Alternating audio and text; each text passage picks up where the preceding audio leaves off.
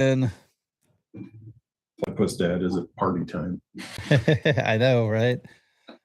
Let's see. Let's see here. Is YouTube like? I don't want to see YouTube. Why won't it let me pause it? I don't want to hear anything. Come on, guys. Let me know if you hear an echo or anything. We're keeping the night simple. Simple.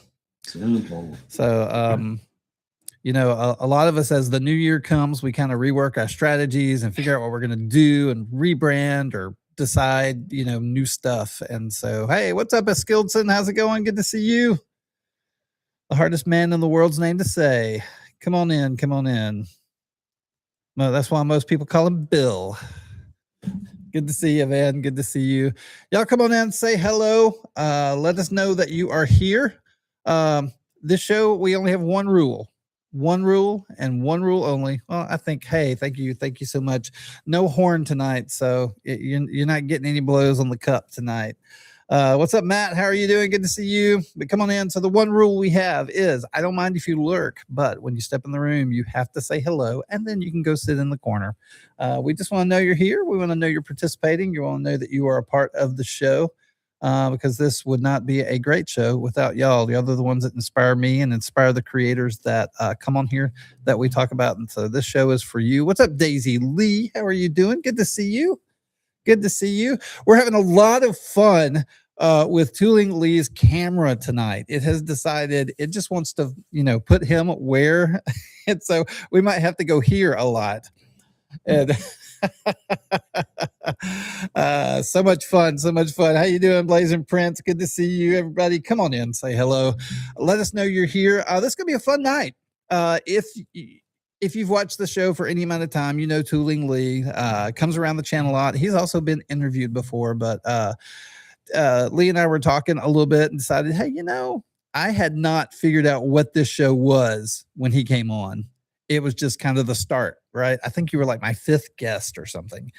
And it was like, now I know what I'm doing with the show. So when I get Lee back on, let's reintroduce him and find out as much as we can about him. So how's your day going, man? Good. Just sitting here.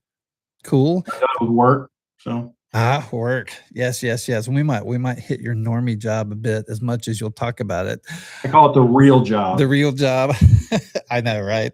What you drinking tonight?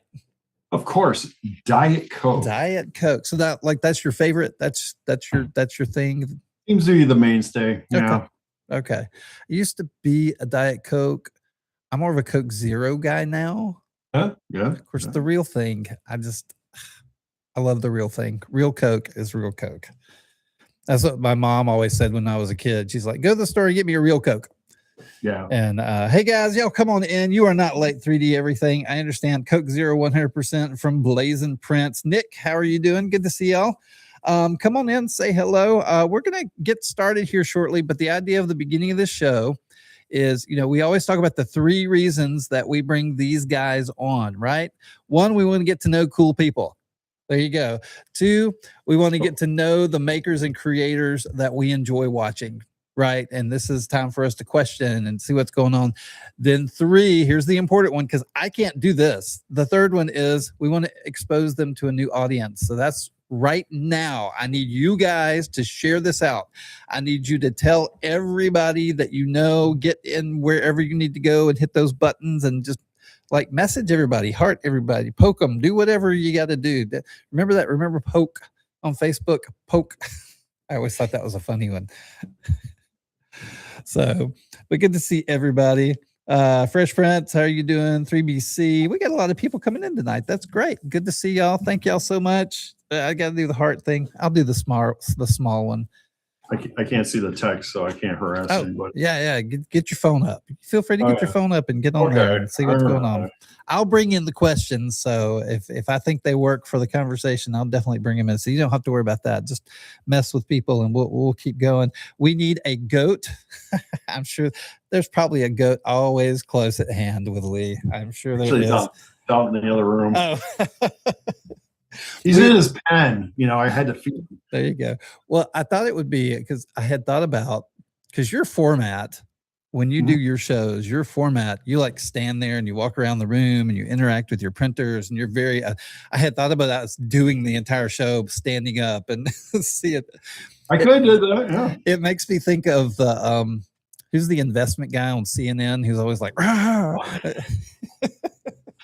Well, I get a bat and I could knock things off the table. Exactly. Yeah, that'd be fun. Exactly. Yeah. Exactly. That's good. Guys, thank you so much for sharing this out. Keep going. Keep doing that. Keep letting people know what is going on, because this is going to be a great show. We're going to have a lot of fun talking to Lee tonight. We got some good questions, and I'm sure you have some good questions too. So share that out. We're going to kind of start moving in here into the main show part in just a second. But this is raw, guys. The only thing I do, this hits online. The only thing I do is I cut the front off and add a little intro, and then we close the show out. So what you see is what you get, and this will definitely be available in all the places where podcasts and videos and all the other stuff are. So if you know people who've missed this, they can also find it there. And bios, presidents, where presidents and bios are, right? So And should we apologize now or later? Okay, what are we apologizing for? For how the show goes. Oh, nah, I never apologize. They come, they get what they get, right? Okay. So that's just part of it. That's just part of it. But come on in, guys, say hello, and yeah. We're going to get things kind of rolling. We always talk up front. We kind of get to know some of the basics, and we always have one main question that I have to ask. Problem is I don't see him here. I know he was not feeling well today, but this is a very popular question with our friend Nate Print Shop. And so what the question is: what's your favorite ice cream? Moose Tracks. Moose Tracks. Okay, now what is Moose Tracks? Well, it's a Michigan thing more so than anywhere. Okay. And it's basically a chocolate swirl, and they add some little chunks in there, and it's kind of a Michigan version of what they call it in other states. But okay. Do all of our Michigan people know what he's talking about? They all know what he's talking about? They should. Okay, there we go. We got Steffi saying something. We got, oh yeah. We got Nick, we got people. Printcraft. If Printcraft and Cards is saying something about it, you know it's a true Michigan thing, right? Yep. What's up, guys? Come on in. Thank you so much. We're gonna have to give an uwu here in a second if y'all keep giving. I appreciate that. Thank you so much. Anyway, so we got the ice cream. All right. Favorite TV show? When I moved here, I didn't sign back up. I haven't watched really TV in a long time. So, but I like anything that's not real. Okay. That's actually, takes you out of real life. So like sci-fi, even just stories that are not necessarily, real. Okay. So fantasy, sci-fi, that kind of stuff. Right. Have you ever been an anime guy? No. Okay. No, my sister was, and my kids were, but I don't have nothing against it or anything. I just never had the time. And what's crazy is I go to Japan once or twice a year, and it just never has landed in my lap. It's definitely this acquired taste or something. I'm not sure. I've kind of gotten into it the last few years. I think it's just one of those things I haven't spent the time to read it. But like my brother, before he passed, he's had 3 autistic kids, and his oldest was severely autistic, and he loved Pokemon. Okay, I never touched Pokemon ever before that. Well, I got into it and started printing stuff for him. Well, then I got into the cards, and let me say, I had a problem. I had to go to counseling afterwards. I might have spent a little too much, but it was fun. I think I did that with baseball cards. Yep. So I was working with a youth group at the time, and all of them were into cards, and I was like, and that was my got to catch them all moment. Yep. So yeah, well, that's cool. Okay, so you stream mostly then? Is kind of how you watch, or social media, or you? Yeah, Netflix, Prime. Okay. Favorite movie? Ooh. That's a rough one because it jumps around. Yeah, of course you go OG and go like Star Wars. Right. But there's been a few that, one that, and again, maybe it's because of the whole family thing. The Accountant really touched me. And I haven't seen Accountant 2 yet, but when I watched The Accountant, I could see my family in there. Okay. And because my brother went in the Army, he was a sniper in the Army, and so I could see that connection. I gotcha. That makes sense. Okay. Now when it comes to movies, are you still kind of in the fantasy sci-fi, or are you rom-coms, or? I'll watch just about anything, but normally I'll gravitate towards something that isn't too close to real life. Okay. Because I deal with real life all day long. Yeah. I don't want to sit and watch 2 more hours of. No, I get that. It's someone else's real life. If I want to do that, I'll come on to TikTok. Okay. There you go. So TikTok equals real life, guys. You heard it here. So that's awesome. Okay. So Star Wars, those kinds of things. I understand. And I get, you don't want to say avoidance, but yeah, you're trying to escape from. But the wife has it on. I'll sit and watch it. Yeah. Don't avoid it or anything. Yeah. Okay. I've been listening to these sci-fi podcasts on Facebook lately. Oh, okay. They've been interesting. Like, it's like futuristic, and there's all these global forces, and there's a war, and come in and use unconventional methods and win the war. Those like AI serialization things, right? I love that, and they've been kind of cool. I mean, and then I did get into the Korean shows for a while. Those are fun. I've never gone there. They can be addictive. I think the only thing I've ever watched is like Love on an Airplane or something. Okay. Yeah. No, the Korean ones are fun. That's funny. That is cool. All right. So let's see what do we got here. Anybody? All right. Okay. Good to see everybody. Thank y'all for being here. Hey, if you don't know, we are interviewing this guy, Tooling Lee everywhere. So you can find him on all the platforms and everything. And so we're just getting to know him a lot more tonight, kind of trying to understand where he comes from and why he does what he does. We'll talk a little bit about what he does, but that is not the goal for tonight. And so these lives, we always want to get to know these creators and makers that we love so much. So 3D printing space is where we're kind of starting. That's what you are known for in the world of social media. What was your first 3D printer? At work, we had Rep 2s. Okay. And we had the original Rep 2s, ones where we had to adjust the drivers and the ohms on the drivers. Yeah. To get the axis to move right and get your flow rate right. And then you change filament and have to do it again. And then, the weather would change 2 degrees and you had to adjust them again. No heated build plates. No heated build plates. What was it glass surface? Or what was it? Yeah, it was. Well, ones we had, we put in glass. Okay. Because the salesman recommended it. Okay. And so we went glass plate. But they had a textured weird thing on them at one point too, and it was okay. I can't remember what it was. Okay. Some kind of composite. I like miss glass. Like some of my first printers had glass on them, and I guess. Yeah. My Cobra Max had glass, and I had a 5 Plus and Ender 5 Plus that had glass, and I don't know. Oh, yeah. So my first home printer was, I think the Ender 3 Pro came out, and Anycubic released their i3 at the same time, and that came with a V5 hot end. Okay. And everybody raved about the V5 hot end. And so I went to the i3 from Anycubic, and that was an awesome printer. And then I had Chiron. I had an i3 Mega as well. Okay. And not many people had Chiron.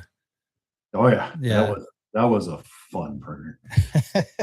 Well, do you have let's put like the line at COVID, because printing life changed at COVID, right? Prior to that point, what would you have considered your favorite printer? Probably that i3. Okay. It was a rock solid, simple not much to break, manual everything, little printer, and it worked. Right. Okay. Okay. And so post COVID, looking I at started with the Ender 5 Max or Pluses, Ender 5 Pluses. I had a pair of those that I modded and changed boards, did firmware, did the whole thing. Right. And those things, I wore the rails off of them. Okay. And they were good, solid printers and just wore them right out. Okay. That's cool. That is cool. And then what do you have now? What do you kind of run mostly? I'm still pretty brand agnostic, but mainly the Bamboos. They've been the most reliable. The H series for me has been rock stars, and I'm running H2Ds and H2Ss right now, and they've just been relatively pain-free, right, in comparison. Yeah, and they seem to be. And I've gotten to play with the H2D. It's really the only one of the new series that I've gotten to play with. I have an A1, but you know my history with my A1. Yeah, you and the A1. Yeah. So, I don't judge anything by that by any means. Okay, well, that's cool. What's your go-to? Like when you're like, I want to print something, I'm just going to go to this machine. H2S or H2D. Okay. Depends which one's open. Yeah. I gotcha. So what do you remember your very first print, like on your home printer? Do you remember the very first thing you printed? Yes, I did Thor's hammer. Okay. Little tiny one. A little tiny one. A little tiny a magnet in it. You put a magnet in it, you stuck it on the fridge. So happy about that. I was so happy. I made something that I stuck on the fridge, and it was like, of course it was all one color. It was orange. I made an orange Thor's hammer. Yeah. Yeah. No, and I think we forget that, especially when you've been in it a long time. Mm-hmm. Those first feelings, right, of creating something. Yep. And I say that to people in my lives all the time. Why I still am excited about doing this more so today than I have been even in the past is still I can sit there and this is in your hand. Where's my camera? Oh, sorry. Here, let's do this. There we go. A few hours, you come up with something like this. Somebody asked me, can you make me a Valentine spider? So I took a spider I had already and I added a heart to it, be mine, because I figured that's what the spider would be saying to you as it jumps at you. Yeah. And, and I have this in my hand a few hours later. Yeah. To me, that's still mind blowing. Yeah. I mean, I would have been so dangerous to have this as a kid.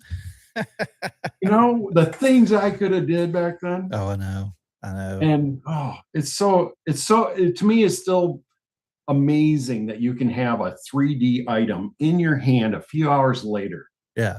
And then I can sit here and go into CAD, draw something up, and have it in my hand a few hours later. It's just mind blowing still to me. Yeah. And it's still that awe thing. And it's getting faster and faster. I know. Pretty soon it'll be like an hour. Yeah. And and I know you, so in daily life and in, home, you deal with 3D printing pretty much everywhere, right? I work in manufacturing. Right. Okay. So, you had on your questionnaire about high school. Right. So right. In high school, I grew up outside of Flint, Michigan. Okay. And that was a big GM area. Mm-hmm. So the high schools would cater programs to get you into General Motors. Gotcha. And so I was in engineering programs in high school. In junior high, I was taking drafting classes. In high school, I'm doing advanced CAD. And this was on Apple IIe computers back then. Yeah. That was advanced. I mean, we're using floppy disk drives to change. I want to draw a line, new disk. Yep. Yeah. Big fun. And, but we got to do some amazing stuff. And I was fortunate. I won some state awards for mechanical design. I also took a second in the state my sophomore year in architecture. Oh, cool. And I almost went into architecture, but I found out it didn't pay. Where manufacturing paid, and I could do that really well, as equally as well. So I went that direction. And so I co-opted out of high school into this machine shop that was in town. And they bought their first CNC little mill. Okay. and nobody knew how to program it. Huh. And so it's G code. Okay.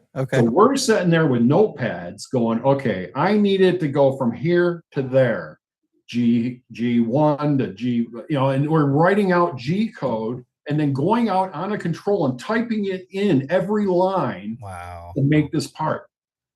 And then M codes, and all that. And that was in 1984. Wow. That's cool. In 84, I was doing that. And then I graduated in 85.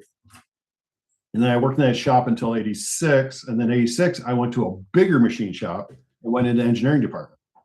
Okay. And they paid for some college. So I went to night school for engineering. That's great. And helped run the shop. They because you had to know the machining world back then is that people with tenure were kind of like most places where they don't want to do anything. Yeah. So if anything new comes up, they're like distancing themselves from anything new. And so the new guy got all the new stuff. Well, I was all for that. Yeah. Sure. I'll take on that new design. I'll take on the new project. And foreman's out for 2 months. I'll run that department for you. And so I got to do all sorts of things. And I ran a machine for a couple of years, a grinder, an ID grinder holding tenths of an inch. Oh, wow. Which is 4 decimal places. Yeah. And doing all sorts of things in that shop. And I was there 13 years. That's cool. And so then from there, I went to running a shop in Detroit. I did that for 7 years. I ran engineering and the shop. I did both.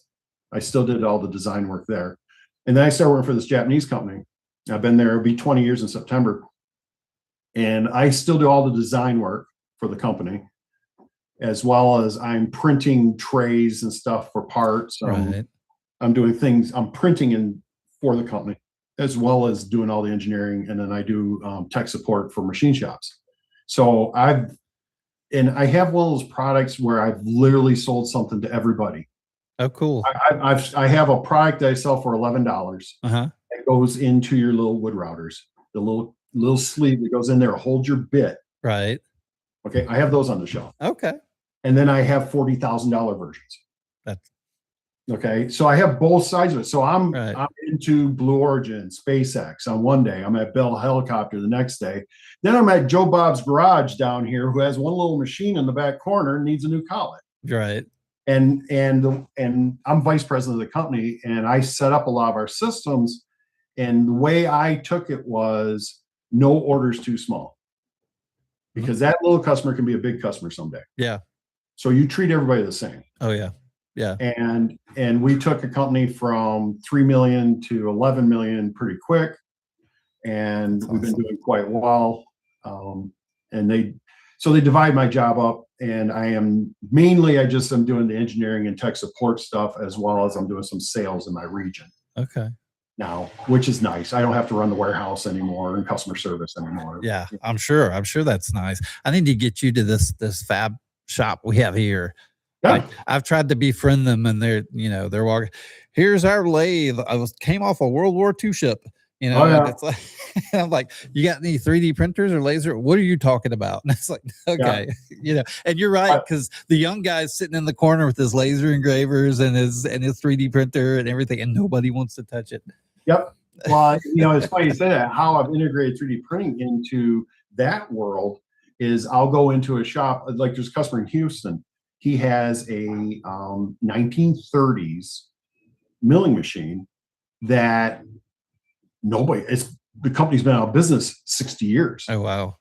Okay. So nobody can get parts for it, and they're looking for this tool. So they gave me the dimensions. I drew one up. I printed one. I took it down there and said, hey, throw it in the machine, just see if it fits. I said, it's plastic. It's not going to work. I just want to know if I'm on the right track. Worked perfectly. Huh. And so now they're confident that I can give them what they need. Yeah. And it cost me $2 in plastic, and I'm going to end up getting a nice order out of it. And that's how I've kind of taken the two and kind of melded together, as well as I have customers with industrial 3D printing that I also support. Okay.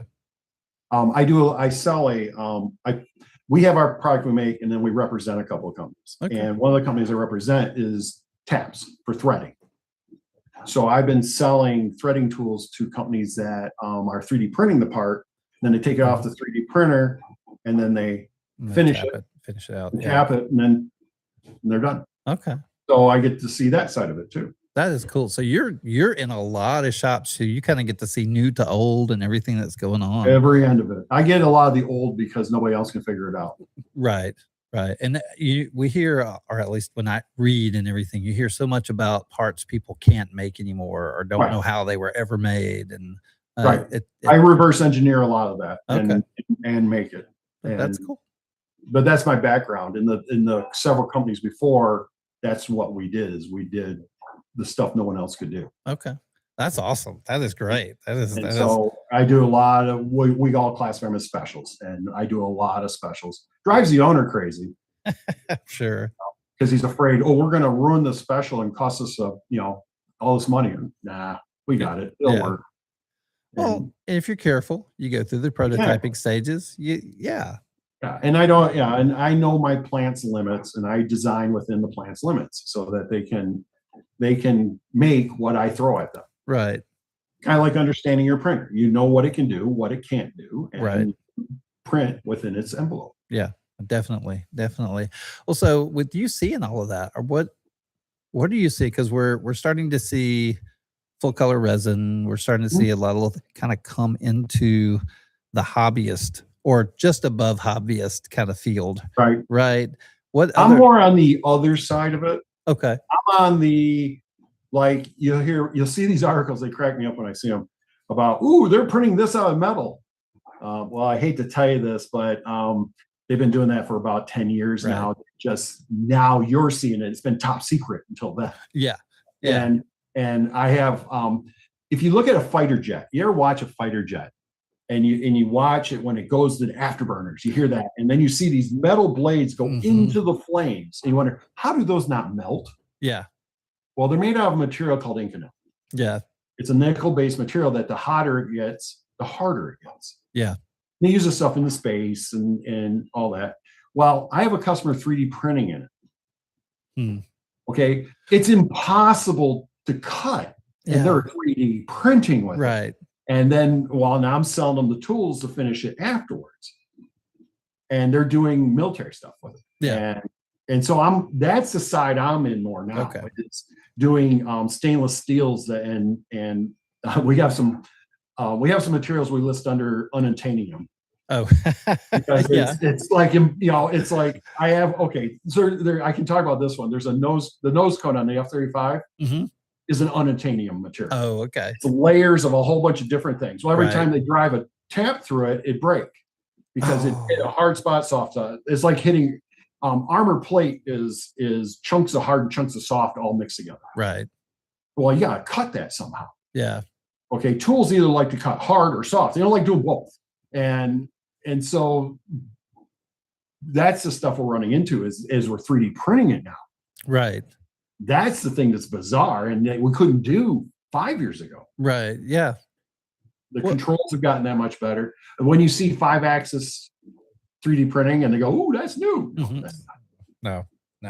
Well, and that's, Inconel's one of those, I had heard about, and I was like, I want to learn about that. And then realized how do you print that? How do you get that hot enough to when it gets stronger, when it gets hot, it's all these interesting little weird things that happen in those processes. So outer bed and lasers. Yep. And that's, those are the things we've seen. We've seen the Kickstarter that was supposed to the powder bed fusion thing that was coming down that that somebody gets, no, we're going to buy you. And, every time it starts to get down, it's like, nope. And so I'm waiting for, and I know there's a bunch of Kickstarters coming from huh?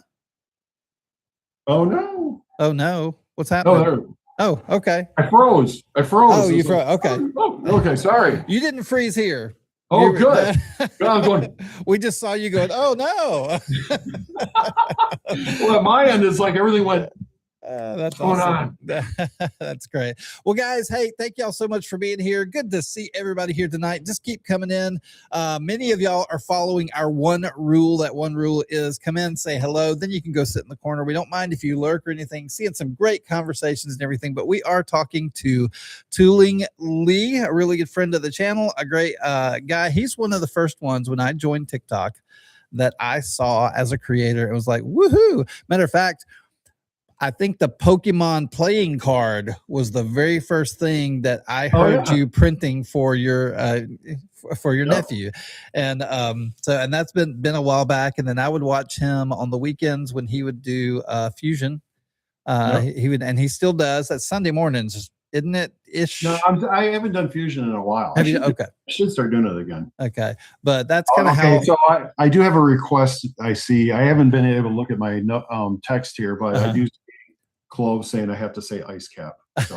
Okay. Which technically, okay, and she knows this. That's why she's saying it. And I should have said that is my favorite drink. Okay. I can't get it though. Yeah. That's one of those Canadian things. Well, it's in Michigan, New York, and then ironically, Houston. Oh, but that's interesting. Yeah, it's like, really? Michigan, and you went to Houston? Well, explain ice cap real quick for everybody who wants it's Tim Hortons Ice Cappuccino. Okay. And it's not as heavy as others. It's not as heavy as a Starbucks and other things. And it's still sweet, but refreshing. And I keep asking Clove to contact, the president of Tim Hortons in Canada and get one in Dallas here for me. And it's not working. Yeah. I blame her. Yeah. Well, you got to blame somebody. You got to blame somebody. And, there's so few Canadians. Everybody's got their hands in everything up there. All right. It's like when you go to Japan, they all know each other. Yeah, so. Exactly. Well, guys, we're having some really fun conversations tonight. Get your questions in there. I do have to reference one thing. Somebody said they came in and it looked like that 70s show, but I have to correct you. It's probably more like that 80s show, because that 70s show, we were a little too young to be doing the weed circle. But, for that part. Yeah. That'd be the 80s show. I was a 70s kid. I was 70s when I was born. So I was 60s. So. Yeah.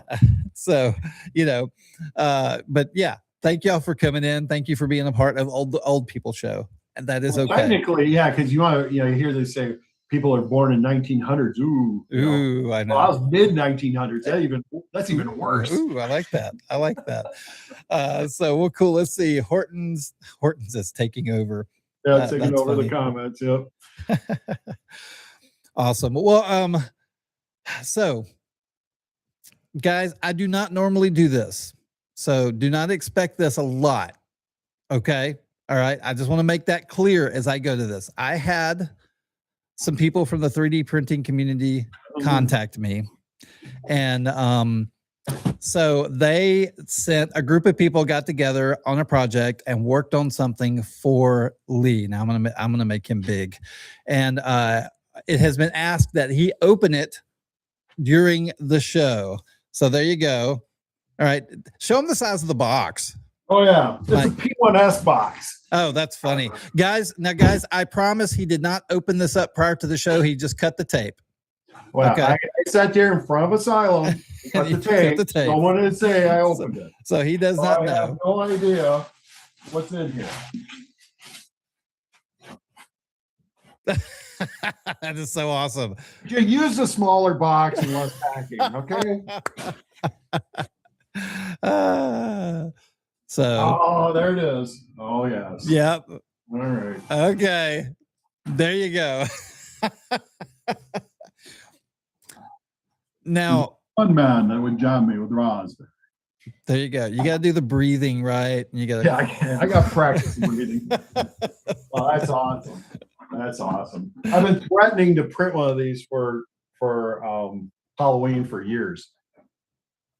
That is great. That is awesome. Now, explain the helmet and give us a little bit of history behind that. So every Christmas, I watch Spaceballs. And the instead of Darth Vader, it's Dark Helmet on Spaceballs. And it's Rick Moranis, that little guy with this massive helmet on. And he keeps getting stuck in it. He keeps having problems with it, like I am right now. and that's part of the joke of the movie is him in this helmet. And so that's amazing. Thanks, guys. Well, and I was wondering, I knew what it was. I don't know the people involved, but I knew what it was. I was wondering if they were going to print you the regular one or the dented one. Yeah, because when he slammed in front. Yeah, when they hit the brakes after ludicrous speed. Yeah, I think, and that's what people don't understand is Bamboo Labs took that from that movie. Yeah, which just tells you the people at Bamboo Labs are bigger nerds than we think they are. Oh yeah, definitely. I mean, include a Spaceballs reference in your coding on your speed settings. I mean, come on.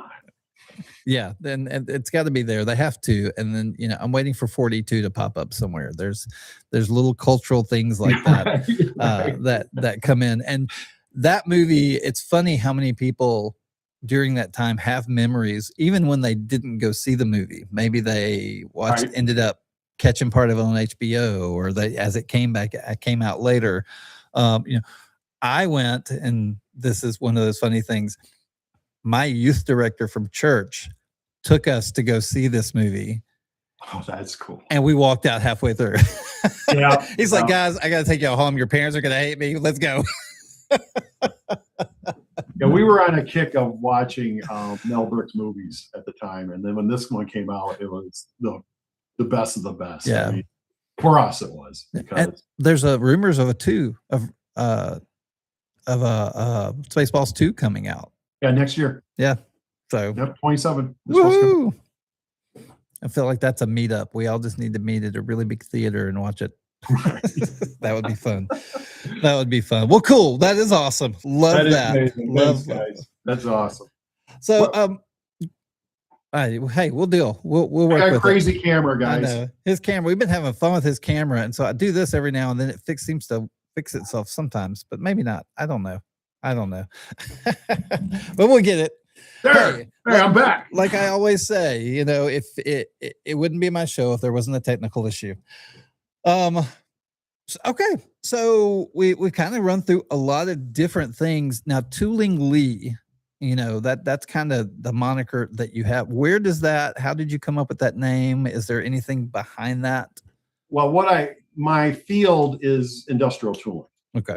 Okay, and when I originally came on to TikTok, I took my YouTube handle, which I was doing product videos over on YouTube at the beginning. Okay. The company I work for is Ultra Cheap, about the wrong things, and they would not invest in marketing people. So I was the one doing little marketing videos on the products we had, and mainly they were more troubleshooting videos. And so I had that name over there. So I dragged it over to TikTok. I planned on just continuing that. Well, then I bought a 3D printer. and after that, it was downhill from there. So, yeah. Yeah. But like I say, in all my lives, it's not a problem unless you're trying to quit. Right. And then one printer needs another printer, and Right. It's like puppies. You're an enthusiast, not a addiction. I like that. Now and we're going to dig way more into kind of the things that are happening on your channel and everything, but you're kind of live. You pretty much go live 3 days a week now. When I can. Okay. So Sunday's my scheduled one. Okay. So Sunday, usually 10:30 to noon Central. Okay. Or 9:30 to 11. No, wait. No, 11:30 to 1 Eastern. Trying to think. Yeah, it's backwards. Is my scheduled one. And I do that. I've always done that for newbies. Okay. So someone got a new printer. I mean, terminology. You don't know what is an extruder? What does that mean? Where do I find this command in the slicer? I want to do this. What is it called? And that's where I started doing that live, was just newbies. And because when I started, all we had was Reddit, and that information was sketchy at best. Yes. Still is. Still is. And then Facebook is so bad at supporting people. Yeah. And unfortunately I'm hearing more and more people complaining even on TikTok. They get in certain groups and they get you should just stop printing now and comments. And it's sad to hear that, because all they need is a little bit of information. Most of the time they take off running after that. Yeah. And if I can help them with that little bit of information, then I've done what I wanted to do. Yeah, no, I totally agree. Totally agree. Now, have you always been like that tooling type of person? Like, I know, so you say in high school you were using CAD, you were starting to learn CAD and everything. Prior to that, I mean, were you the kind of person that took things apart or worked on things? I was always building something. In junior high, I got the bright idea that I wanted a tandem bike. Me and a buddy went around to garage sales and we bought 2 10-speeds. And then lots of my dad never liked entertaining my little projects. And after lots of coaxing, I got him to weld the tubes together and we built a tandem bike. Now, anybody from Michigan will know this. In Upper Michigan, where Lake Huron, Lake Michigan meet, there's Mackinac Island. And all that's on there is horses and bikes. Okay. So me and my high school buddy, we took this thing to Mackinac Island and went around the island numerous times and through the island and everywhere. And then we finally broke.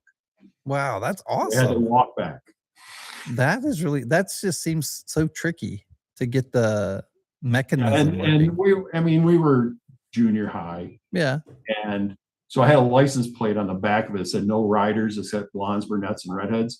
And, it was just a dumb, stupid kid thing we did. It was so much fun. That's awesome. And it was actually a 5-speed as well. I left the 5 gears off the 10-speed on one side. We had to build an idler to keep the chain from jumping off. Right. We had all sorts of stuff to make it work. And it was awesome. That's awesome. And it worked. And so, yeah, we were always up to something crazy. Okay. So is that the earliest project you kind of remember working on? That was the biggest one that we had the most fun with. Okay. And we built forts, we built all sorts of things, but that was the one that we had the most fun with. Then we got into working on cars after that. Gotcha. And I had a 77 Nova that Nova. It was a great car, but it was a pain. Yeah. It had noises on top of noises. So trying to find a problem was worse than anything because you didn't know which noise you were listening for. And it had a lot of miles, and it was an inline 6 too. Oh wow. Yeah. So there weren't many of those. No, there weren't. It went to 0 to 60 in like 4 minutes. I mean, it was pretty good, Yeah. I had a friend who had a Nova going into college. He had a Nova and he was always working on that thing.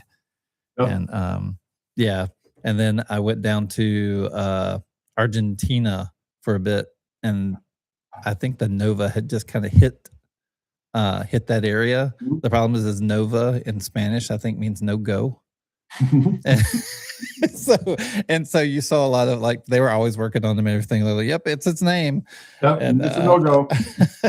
So that's pretty funny. That's cool though. And so you kind of had the car. I never had the car phase. I think I'm probably in not my car phase now, but I fix what I need to. But I never. Change head gaskets. We would work on carburetors and stuff, but it wasn't a lot of. We didn't get in deeper than that. Okay. We wanted to do race stuff, but we were poor kids. Mm. I mean, in Michigan, an empty bottle is worth 10 cents. Mm-hmm. We needed money. We went down streets looking for bottles. Yeah. I mean, because we were poor, we didn't have anything, and so we operated within. That's why we built a lot of stuff that we had, because we couldn't buy it. No, that's cool. So if it wasn't for soda bottles running up and down the streets, or in Michigan, a pop bottle, we would have had no income. Yeah. We were mowing lawns, we were doing everything. To make money, and it was, that was it. That was it. We did that. We had the paper collection. Like if you had so many newspapers, you could get it. And so we did that. We'd collect bottles and take it down to the little store and trade them in. And I remember horrifying the woman at the pharmacy because we bring in these cans that look like been sitting in mud and just caked. Here you go, and she's like, not funny. Wanting to give us a dime for it because they look so bad. And I can't read this one, boys. So now, were you ever into sports? Did you play? I played baseball. I played softball. I threw out my arm. I was outfield for years. I was shortstop. I was shortstop originally, and then I was outfield for years. And then I threw out my arm real bad and kind of had to stop because I literally couldn't throw anything anymore. Right. And I tried throwing left hand, but that was okay. Ugly. Is that like changing with your voice? Yeah. I played some basketball, but I wasn't tall enough, and so and then my grades were never good enough to varsity or anything. But I played intramural ball for many years. I played church ball for many years. Yeah, church softball. And basketball. And basketball. Okay. Yeah. Cool. That is cool. So, but that wasn't like your thing. That was just kind of do stuff with friends, or yeah, for the most part. Okay. Yeah. We would be out playing basketball in the winter. We'd shovel the driveway off. My house had the only basketball hoop that was on a level driveway. Okay. So 4 or 5 guys would show up and be out there playing all winter long, 0 degrees, out there in t-shirts playing basketball because you're sweating to death and just and we did it all the time. That's awesome. That is awesome. A couple million games of horse. Oh yeah, I know. Well, that was Sundays. Sunday afternoon after church was always basketball. Always, doing that. So, no, that is cool. That is cool. So that was kind of your extracurriculars. I mean, were there other, like, you weren't on the chess team or on the videotape team or any stuff like that in school? No, and our school had it all too. And no. Okay. I was in the engineering corps.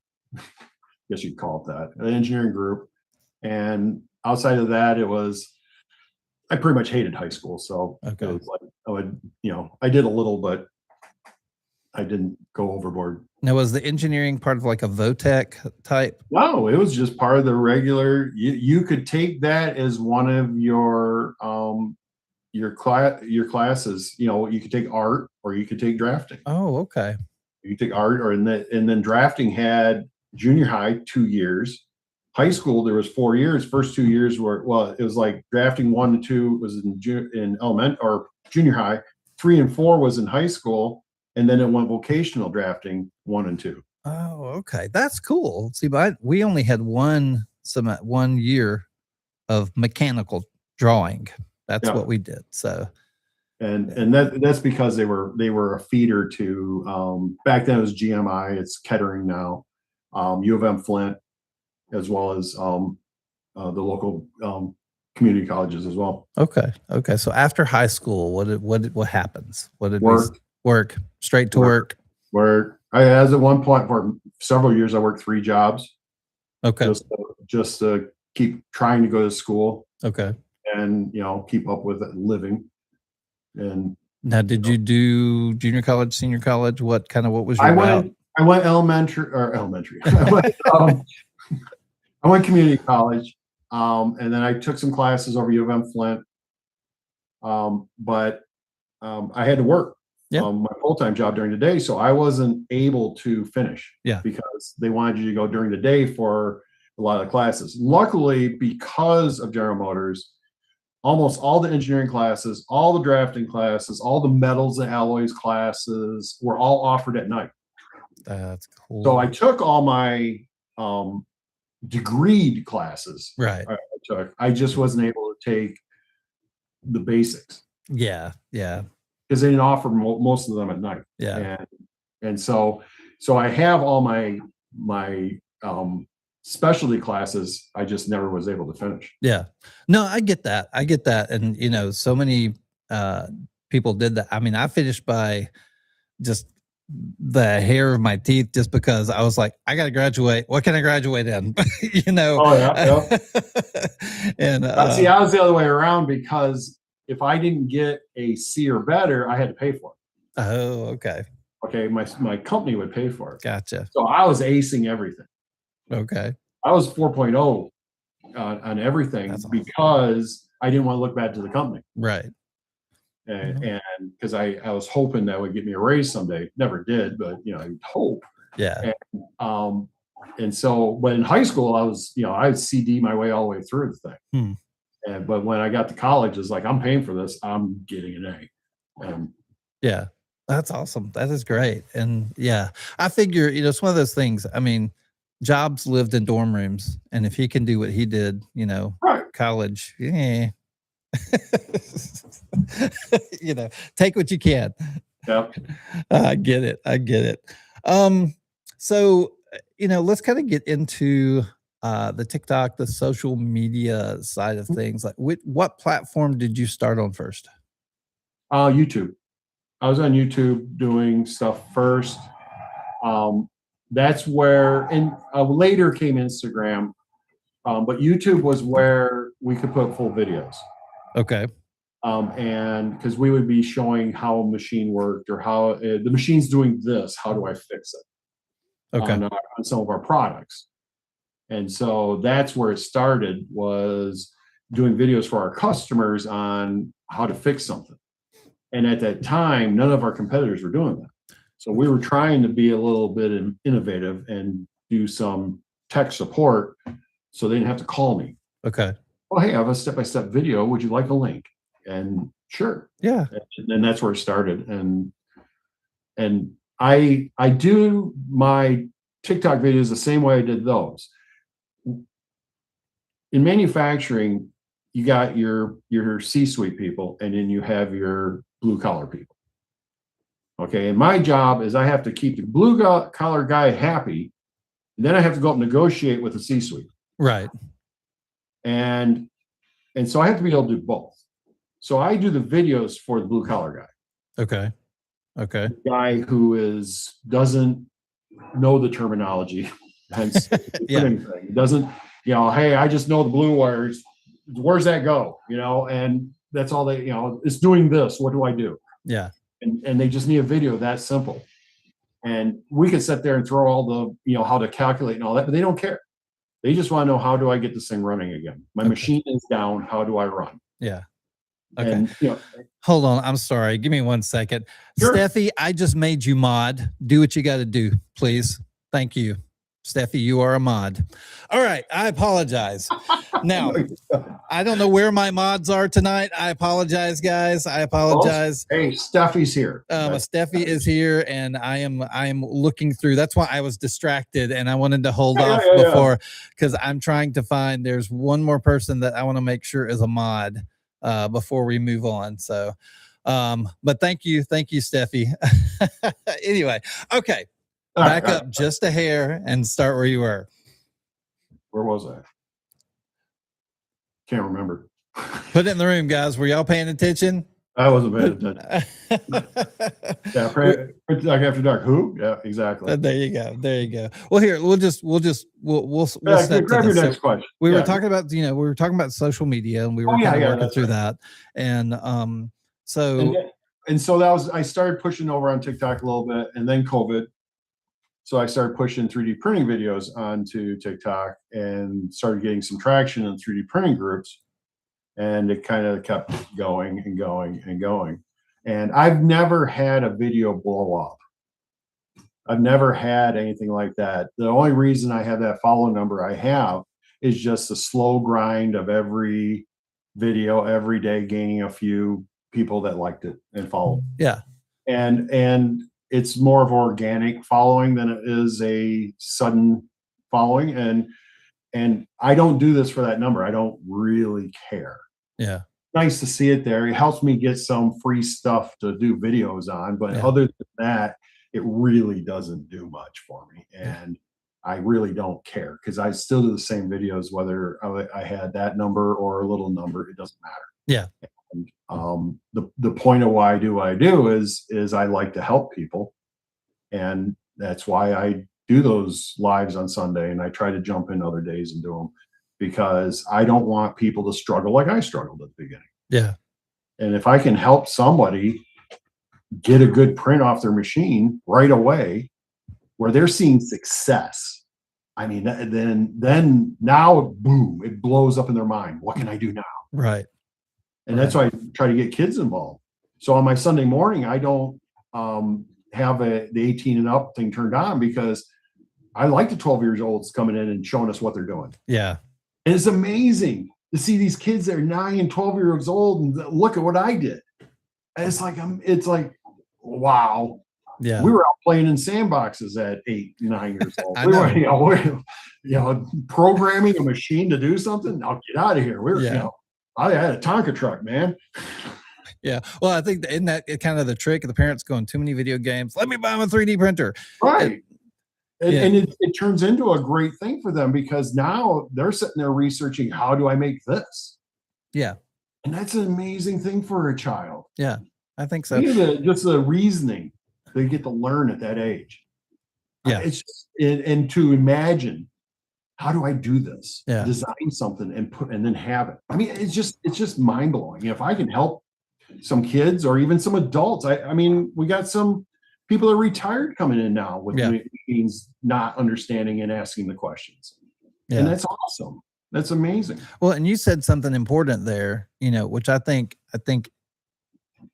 so many of us started and had to do what we had to do. We didn't have the social media. We didn't have the people. We didn't have the support. Now, I had more than you did, definitely. Yeah. But those early successes, I think we lose sight of the importance of those early successes. Yeah. Because I get some hate from people because I do sound like a Bamboo fanboy sometimes, because someone will come in and say, what's the best learning printer? I'll tell them, go get an A1 Mini. Yeah. And because for me, not you, of course, but for me, A1 and A1 Mini have been pretty much bulletproof. Yeah. And out of the box, pull the thing out of the box, boom, plug it in, register it, and you got a good print in your hand. Yeah. Well, and it also depends on what you're trying to learn, right? Right. Yeah. Right. If you're wanting most cases. Yeah. No, and I'm not speaking ill of that at all. I'm just no, not at all. It's some people want the tinkering, right? That's like my first question. You want to tinker or you want it to work? You want a car you got to work on, or you want a microwave? It's like Shepard said to me one day. He says, I'm going to build a Voron. I said, dude, you run production.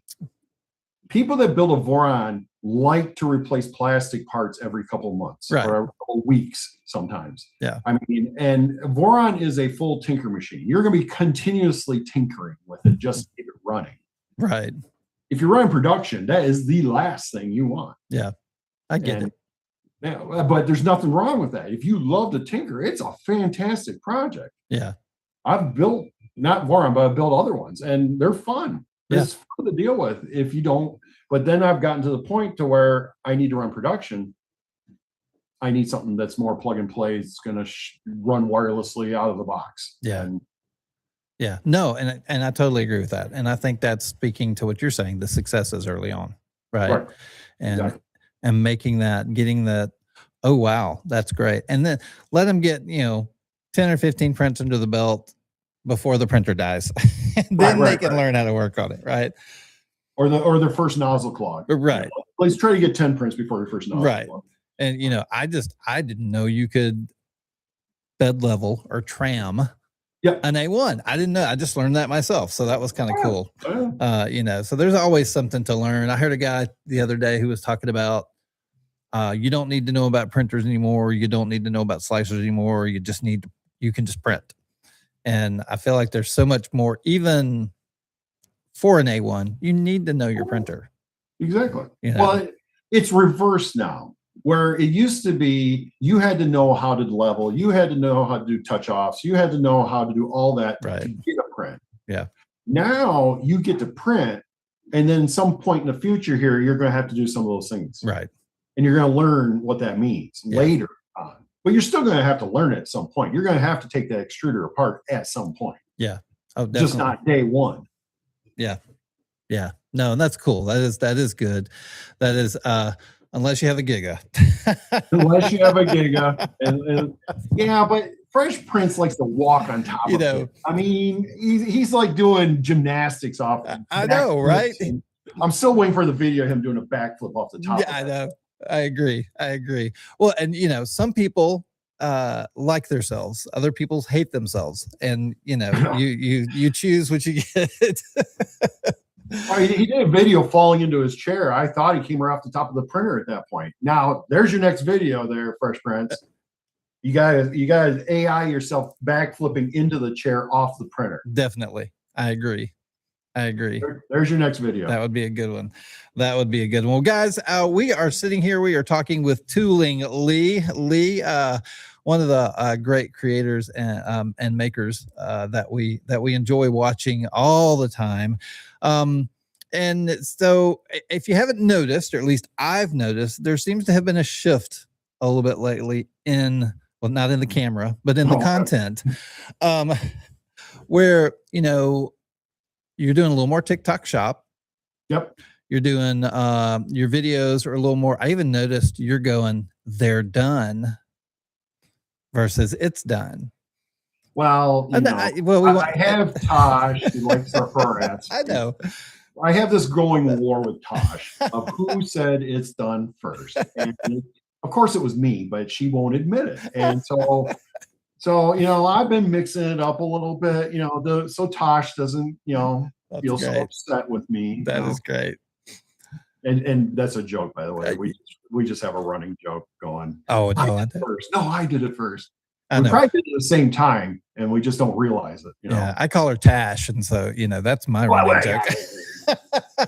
I know. She's like, it's Tosh. Like, sorry. I call everybody. I am so bad with names. Yeah. What's ironic is she doesn't live that far from me. Oh, cool. I could go harass her. That's awesome. That is awesome. She'd invite me to a live. I might show up. So what are you trying to accomplish with your social media content right now? What's the goal? I know education is one of them. That's pretty big. Continue education. You're right. I should be doing more Fusion 360 stuff. I've been in modeling for many years, and I should do a little bit more of that. I started my shop in November. I mean, all these years of printing and doing stuff, and I never sold anything. Mm-hmm. And I thought, maybe I should be at least funding my filament. Yeah. And maybe a few machines. And I do my industrial printing for my work that funds machines. And so I opened the shop because it allows me still to go find new things to print. Right. And try to do things people like. Okay. And get people to buy a few of them if they like them. And if they don't, they don't. And I end up donating them, I still got charity work I do and other things. And that's great. And it all works out. But I've kind of geared that direction a little bit more. I keep wanting, I haven't had the funds to buy a lot of the new machines. Mm-hmm. I did pull the trigger on a U1. I have that coming. Okay. So, but it's going to be May or June, but whatever. Yeah. I have that coming. I would love to get a Core 1, but with the Bondtech system, but that's just, there'll be a while before I'll be able to do that. Yeah. The little index is going to make that interesting. And the Core 1L, I was surprised by. And then the fact that they open sourced it, I was like, wow. Yeah, but is it really open source? For the most part. I mean, I don't know as far as the OS, what they've open sourced, but that they've put the CAD files out. They've put everything out. Did they dump the CAD files on all the extruders? Mm-hmm. Oh, okay. Yeah. I didn't see, I seen that they did like the frame and stuff. I didn't see that they did the extruders. Yeah. So that's good. I was surprised.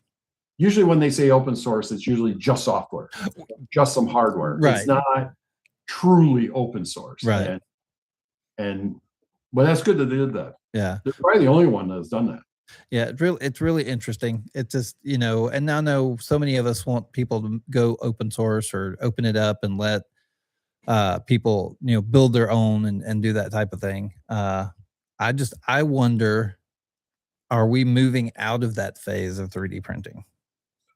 I think it's more of people just need that reliability. Mm-hmm. And the problem with open source, good and bad open source is like you look at Orca. And the reason why Bamboo and Orca have been fighting so much and they turn it off, they turn it on, they turn it off is security. Because the people at Orca in open source, they don't care about security. Yeah. Where somebody at Bamboo who wants to sell that machine to an aircraft facility, they must have the security. Yeah. And if you go and take a BIQ component and put it onto that Bamboo printer and it blows the security wide open, that's a problem. Yeah. And so that's where open source can be a problem. And then if a real problem comes up, they may or may not get to it in time. Right.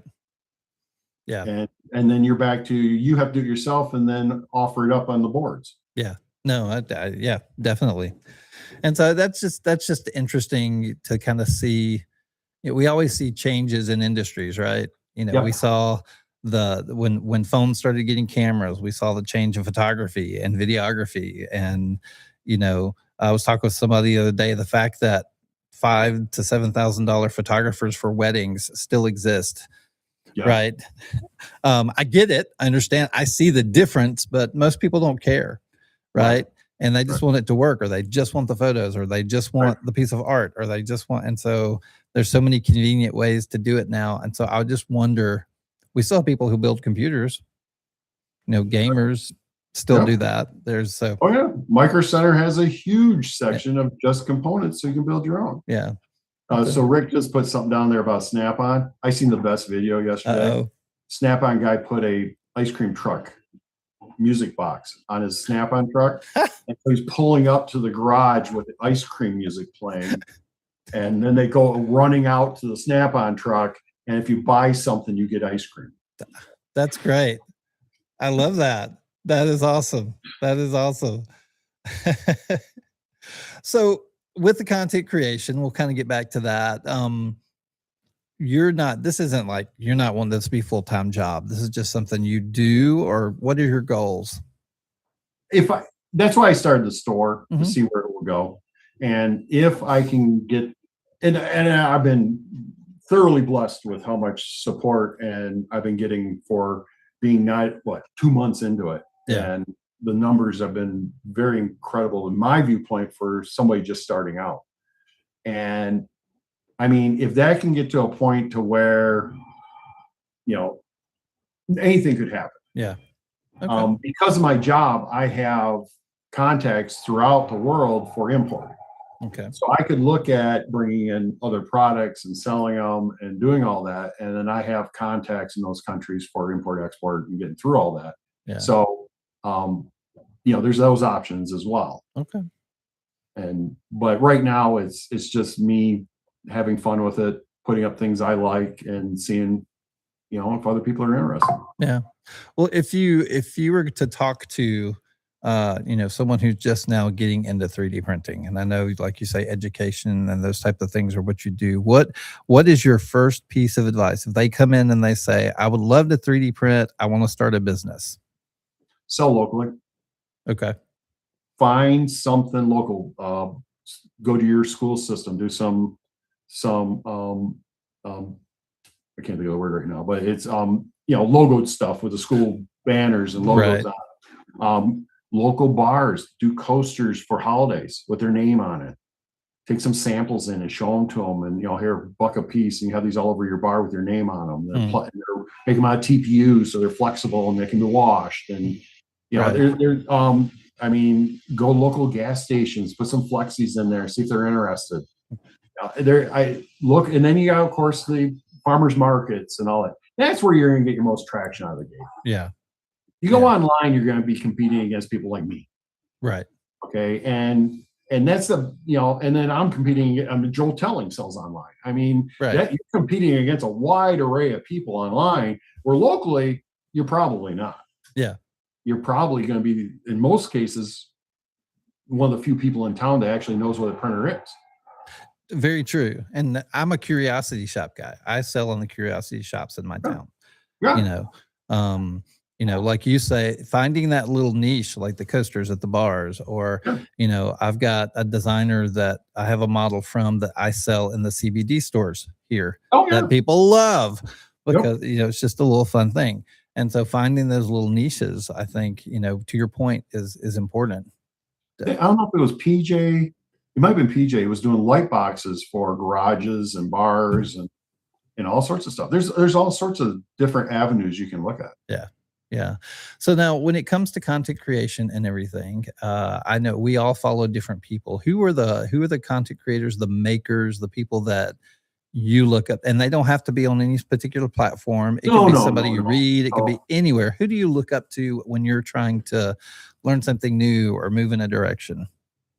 It changes over time, but Daisy Lee's always been somebody that I've admired what she does. Yeah. Because she's just, and you know, I've known her a while. I've had the luck of knowing her as long as I have, and she is just down to earth, has fun with it, does what she wants to do, claps back at people, you know, and just a all around good attitude about it all. Yeah. And with also a little bit of I don't care in there. Yeah. And just a, you know, she's always been an inspiration for me. And then there's, you know, Redneck Forge. Okay. Yeah. Okay. I've known him a long time. He's always, you know, he comes up with some projects and they're just amazing. Mm-hmm. Lately, I know he might be in here, so I don't want to give him a big head or anything. but Blazin has been doing some amazing work. Yeah. And, you know, and the thing is, when you see people that set, and there's many others. I'm not, believe me, if your name's not coming to my head, it's not that I don't like you. It's just that my head is broken most of the time. But there's many of you that I see what you're doing, and it's like, wow. If you look at my follow list, I'm following like 9,000 people. Mm-hmm. I bet you 8,500 of them are other printers and painters and crafters. And so when I go through and watch my following, that's what I'm seeing. I'm seeing what you guys are doing. And so many people have different approaches and they work. Yeah. And they're good. Yeah. And you can learn something from anybody. And that's what's been fun about most of the 3D printing community is this, you know, just this overall, for the most part, willing to not gatekeep everything and help each other. Yeah.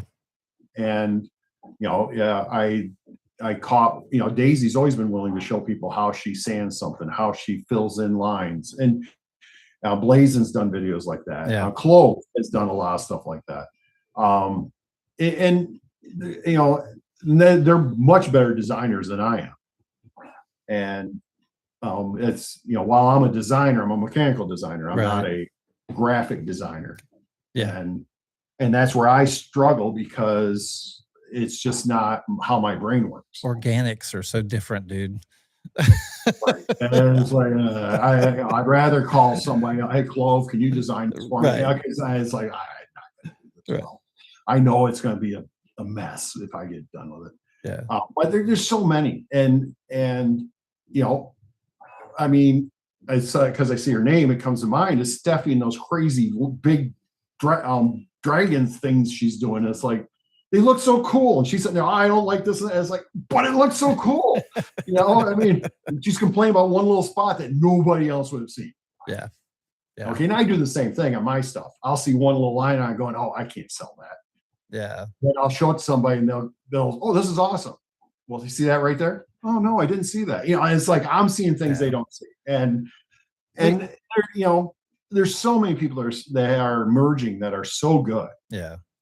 And I think people want to blame Bamboo for that. And it's like, no, this takes imagination. It takes some talent. Yeah. And I agree with that. I mean, the people who are imaginative, the people who can figure out the unique thing, the people who can differentiate themselves, right? Those are the ones that survive. Those are the ones that thrive. And so, yeah. And I think a lot, because I know a lot of the people, and I think almost, you know, at least a couple of times a week, if not every day, I'm always talking to somebody who feels like they have imposter syndrome, right? Yeah. And, you know, they don't. No, they think they do, but they don't. They just haven't found that little niche for themselves. Yeah. And they will. Everybody does. You know what the crazy thing is? So as many people as I follow and I watch, I will add 4 or 5 new printers I'll follow 4 or 5 new printers every time I check TikTok. Yeah. Since new people that I've never seen before. Since like November, they're popping up everywhere. I know. And so I went through my following list and no, you're not a printer, gone. And I had to do that because I hit 10,000. That's the cap. Oh, wow. So I had to go through and delete a couple thousand people that weren't printers. Yeah. And because I wasn't watching their stuff. Yeah. So of course, the ones I was watching, I kept on there. But most of them I weren't watching. So I just dumped them, followed them years ago, and they never did anything since. Yeah. And I've been adding more printer people in. And it's been, it's pretty amazing how many new people we see. Well, like you said, since November. Yeah, since November. And I've kind of been edging out, because, we talk about shifting, and I know you're kind of shifting and you're wanting to really get heavy into the education. And now you were telling me you're kind of getting back to YouTube and kind of, you use the word roots. I'm heading backwards. I've eliminated, I didn't realize how much of a distraction it was for me. I'll say everybody on here. I decided for my own peace of mind, it was a distraction for me was Discord. And so I closed my Discord account. Okay. You know what? I talk to people on 4 platforms now and Discord. Yeah. Okay. I need to get back to what I was doing well. I was feeling a little lost in the weeds. Yeah. And that I was in a weird way losing some of my mojo on what I was doing. I felt that around Christmas. And this hasn't been a new thing. I've been on and off Discord a couple times here recently. Okay. And I decided this week that, you know what? My first decision to kill it was a good decision. I was peaceful. I was able to, my creative juices started flowing a little better. Okay. Because I didn't have so many distractions going on. Right. And I can focus a little better because I'm not worried about, I gotta go check the server. I gotta go see what's going on. You do it. Yeah. I mean, you got a massive Discord. You do it all the time. And it's not that I enjoy the people on Discord. I enjoyed a lot of stuff on there, but it's such a distraction for me. Yeah. Where, oh crap, time flew by because I sat in a Discord live for way too long. Yeah. And I could have gotten so many things done if I wouldn't have been there. Yep. And so that was the main focus of what is, because I need to be doing more on the other platforms. Okay. I need to be focusing a little bit more over there because while TikTok is supposed to be relatively stable and keep going, I still need to have, part of it that opened my eyes is I opened my shop in November. I really wasn't doing videos on Facebook and YouTube. I was doing TikTok. Okay. And sales were okay. I started pumping them over on the Facebook, on Instagram, and TikTok, and YouTube. And I started making videos with my website on it and not a TikTok handle. Yeah. So I'm doing 2 videos when I make one. And I pump one direction, I pump the other direction. And the orders started blowing up. Yeah. Facebook is still it surprises me how it is so the place to sell stuff. It's amazing. Yeah. And Instagram, not so much. Instagram, I get STL all the time. And it's like, yes, it's an STL. And they don't like that answer for some reason. I don't know why. I know, right? But I started, and it's not just for the shop, but it's also just for me. I'm getting a new following over there on YouTube and Insta and the book as well. I shouldn't be saying those names on this platform. That's okay. It is what it is. That's why I talk about them at the end of the show. Oh, okay.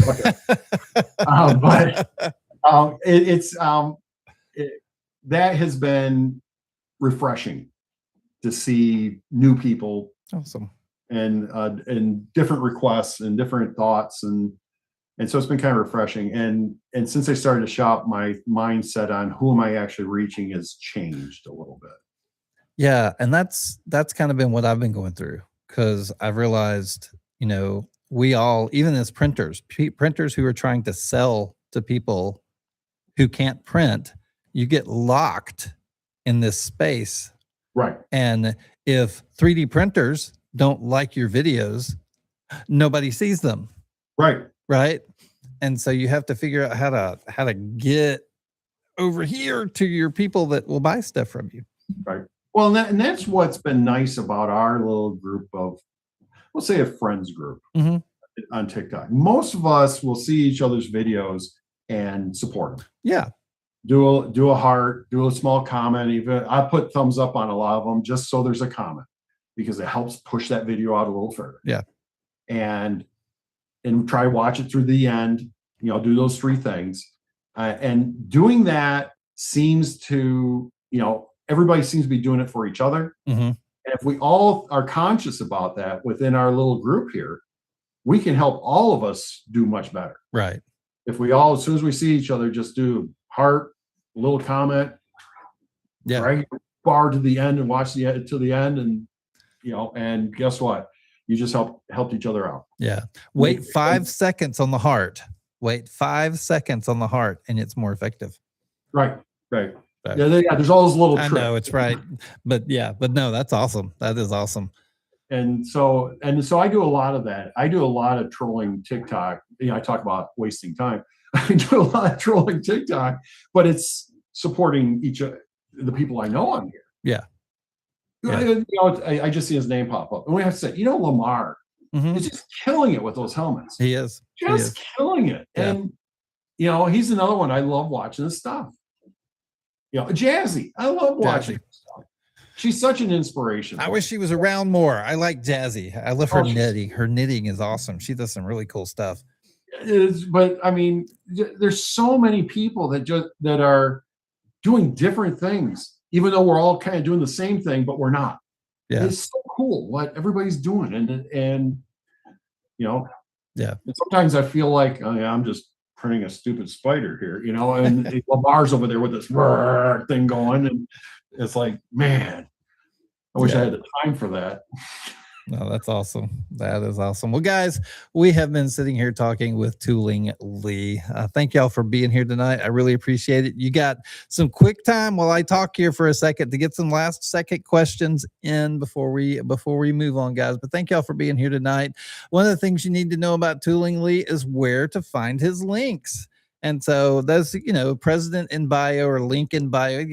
The link is in the bio. So go follow him, be a part of what he's doing. If you enjoy his videos, follow him and just get to know him. He's doing some really amazing stuff over there.